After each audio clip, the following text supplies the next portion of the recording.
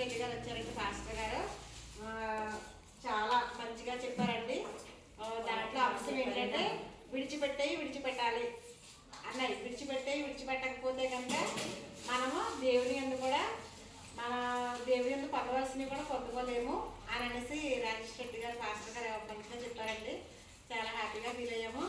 అలాగే మరి ఈరోజు రెండో రోజు అండి. ఈరోజు భోజనాల కార్యక్రమం మా చెప్తున్నాడు. ఇందుకే మీకు చెప్పలేదు కదా, మా చర్చి పేరు క్రైస్తవ మందిరం అండి. చాలా ఒక 500 మంది వరకు ఉంటామని మా చర్చిలో. చాలా మంచిగా జరుగుతున్నాయి మీటింగ్స్ అయితే.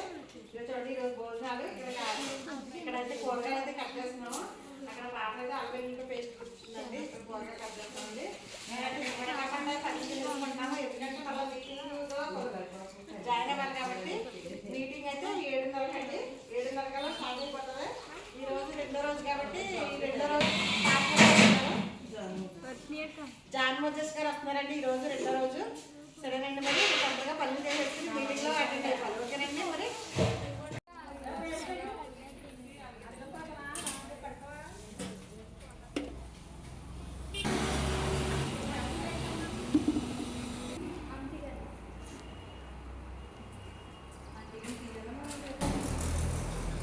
ఇగో చూసారండి మా చర్చ్ ఎంత పెద్దదో. పెద్ద చర్చ్ అండి మాకు. పెద్ద చర్చ్ తగ్గట్టు జనం కూడా ఉంటారండి. 500 మంది దాకా ఉంటారండి. చూడండి మీటింగ్స్కి అన్నీ రెడీ చేసేసాము.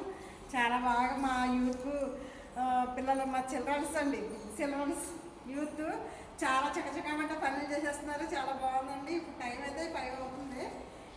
7:30 కల్లా మీటింగ్ స్టార్ట్ అయిపోతుందండి. ఓకేనండి. మరి మీకు వీడియో లైక్ అండ్ షేర్.